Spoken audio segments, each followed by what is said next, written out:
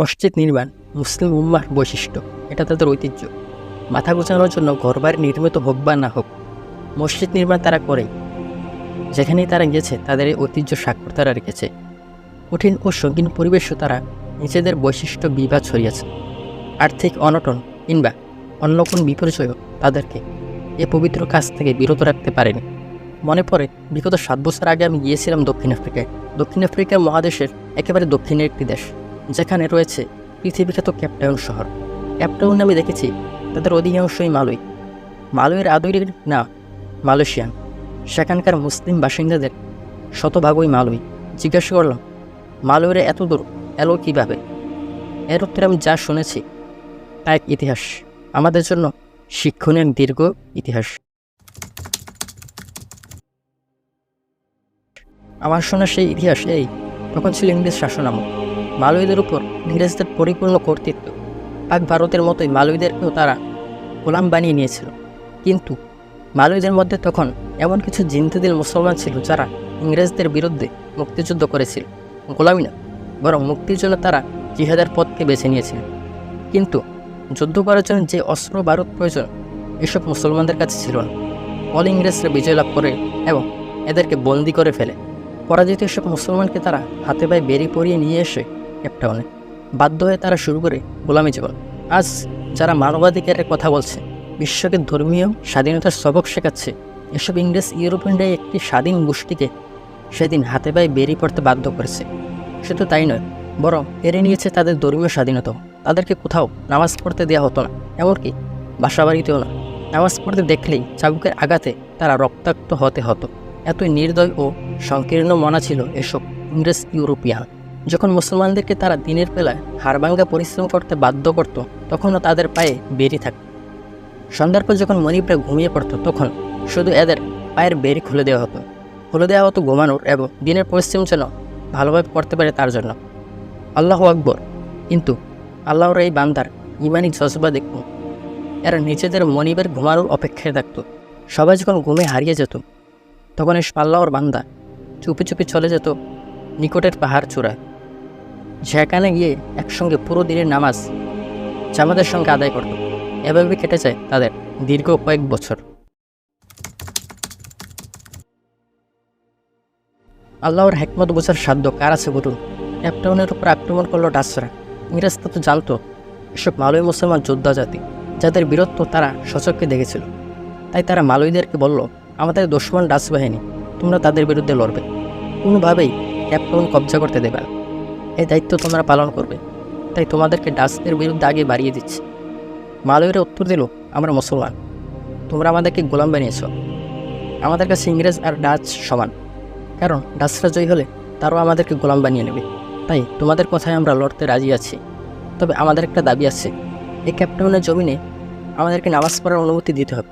এই জন্য একটি মসজিদ নির্মাণেরও সুযোগ দিতে হবে।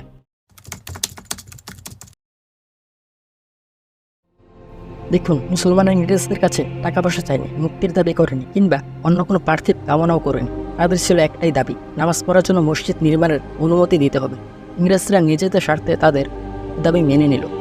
অবশেষে মুসলমানরা ডাচদের বিরুদ্ধে বীরবিক্রমে লড়ল, এমনকি ডাচদেরকে তাড়িয়ে দিয়ে ইংরেজদের জন্য বিজয় ছিনিয়ে এনে দিল। ইংরেজরাও তাদেরকে মসজিদ নির্মাণের অনুমতি দিয়ে দিল। এভাবে প্রতিষ্ঠিত হয় কেপটাউনের প্রথম মসজিদ। এখানেই শেষ নয়, সে সময় তারা তো ছিল সর্বহারা, এজন্য তাদেরকে আরও অনেক কষ্ট ক্লেশ পোহাতে হয়। টাকা পয়সা, ইট সুরকি, মোট কথা নির্মাণের কোনো সামগ্রী তাদের হাতে ছিল না। এমনকি সঠিকভাবে ক্যাবলা নির্মাণের জন্য কোনো যন্ত্রও ছিল না। ছিল শুধু ইমানি চেতনা। শুধু অনুমানের ওপর ভিত্তি করে তারা ক্যাবলা ঠিক করে নেয়, যার ফলে মসজিদ ক্যাবলার সঠিক অবস্থান থেকে 20 থেকে 25 ডিগ্রি পরিমাণ বাঁকা হয়ে যায়। আজও ওই মসজিদের কাতার বাঁকাভাবেই আছে। প্রকৃতপক্ষে মুসলিম উম্মার ইতিহাস ও ঐতিহ্য এমনই দীপ্তিমান। টাকা পয়সা নয়, খানা পিনা নয়, মাথা গোচার ঠাঁই নয়, বরং মুসলমানরা শুধু দাবি করেছে মসজিদ নির্মাণের অনুমতি। মসজিদ নির্মাণকেই তারা মনে করেছে জীবনের প্রধান দায়িত্ব। এই ঘটনা কেন শোনালাম? যেন আল্লাহর শুকর আদায় করতে পারেন, তার কাছে কৃতজ্ঞতার অশ্রু ফেলতে পারেন, এই জন্যই শোনালাম। আজ মসজিদ নির্মাণে আমাদের সামনে কোনো বাধা নেই, কোনো টেনশন নেই। যেখানে যখন আমরা চাই মসজিদ বানাতে পারি। সুতরাং মসজিদ নির্মাণের এই মহান সুযোগ আমাদের জন্য সৌভাগ্যই বলা যায়। মসজিদ তৈরিতে যিনি যেভাবে শরিক হতে পারবেন, তার জন্য তাই হবে মহান সৌভাগ্যের পরিচয়ক। দ্বিতীয়ত, আপনাদের সামনে আরজ করতে চাই, দেয়াল, ইট, সুরকি, পাথর কিংবা প্লাস্টারের নাম মসজিদ আবাদ করা নয়। আপনারা জানেন মদিনার মসজিদের ইতিহাস। যে মসজিদ ছিল রাসূল সাল্লাল্লাহু আলাইহি ওয়াসাল্লামের পবিত্র হাতে মদিনায় নির্মিত প্রথম মসজিদ। ছাদ পাকা ছিল না, দেয়াল পাকা ছিল না, বরং খেজুর পাতার ছাউনি ছিল, বেড়াও ছিল খেজুর পাতার। অথচ আপন বিবাহ ছিলেন সবুজ্জ্বল। মক্কার হারামের পর এমন মর্যাদা সম্পন্ন মসজিদ এই পৃথিবীর বুকে দ্বিতীয়টি হবে না। এতে বোঝা যায় দেয়ালের নাম মসজিদ নয়, মিনারের নামও মসজিদ নয়, কিংবা মেহরাব ও ইট পাথরকেও মসজিদ বলা যায় না, বরং মসজিদ মূলত সিজদা করার স্থানে না। সুতরাং মসজিদ যদি হয় সৌন্দর্যমণ্ডিত, নকশা খচিত ও টাকা পয়সার প্রাচুর্য সম্বলিত কিন্তু নামাজে শূন্য, তাহলে বলা হবে সে মসজিদ আবাদ নয়।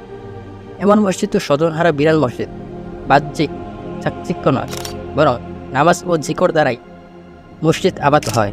রাসূলুল্লাহ সাল্লাল্লাহু আলাইহি ওয়াসাল্লাম কিয়ামতের পূর্বে যেসব ফিতনা ঘটবে তার বিবরণ উম্মতকে দিয়ে গিয়েছেন। সেখানে তিনি এও বলেছেন, অর্থাৎ দৃশ্যত তখন তাদের মসজিদগুলো আবাদ হবে, নির্মাণ শৈলীর চতুরতায় সেগুলি ঝকঝক করবে, কিন্তু ভেতরগত অবস্থা হবে নির্জন ও করুণ, কারণ সেগুলোতে নামাজের সংখ্যা থাকবে খুবই কম। মসজিদ নির্মাণের উদ্দেশ্য থাকবে অপূর্ণ। আল্লামা ইকবাল চমৎকার বলেছিলেন, ইমানের উত্তাপে বিগলিত মানুষগুলো মসজিদ তো তৈরি করে দিল ভরা রাতে, কিন্তু মন্ত্রমদের পুরনো পাপী বছরের পর বছর গেল নামাজি হতে পারিনি। যাই হোক, তবুও মসজিদ নির্মাণ একটি সৌভাগ্যের কাজ। সৌভাগ্যবানরাই এতে যে কোনোভাবে অংশগ্রহণ করে। তাই বলে এ কথাও ভাবা যাবে না যে বিল্ডিং দাঁড় করানোর পরই আমাদের দায়িত্ব শেষ, বরং একে আবাদ করার দায়িত্ব আমাদের। তেলাওয়াত, জিকর তথা ইসলামের অনুশীলন দ্বারা একে আবাদ রাখতে হবে। মূলত মসজিদ মানে ইসলামের প্রধান কেন্দ্র। যাই হোক, তবুও মসজিদ নির্মাণ একটি সৌভাগ্যের কাজ। সৌভাগ্যবানরাই এতে যে কোনোভাবে অংশগ্রহণ করে। তাই বলে এ কথাও ভাবা যাবে না যে বিল্ডিং দাঁড় করানোর পরও আমাদের দায়িত্ব শেষ, বরং একে আবাদ করার দায়িত্ব আমাদের। তেলাওয়াত, জিকর তথা ইসলামের অনুশীলন দ্বারা একে আবাদ রাখতে হবে।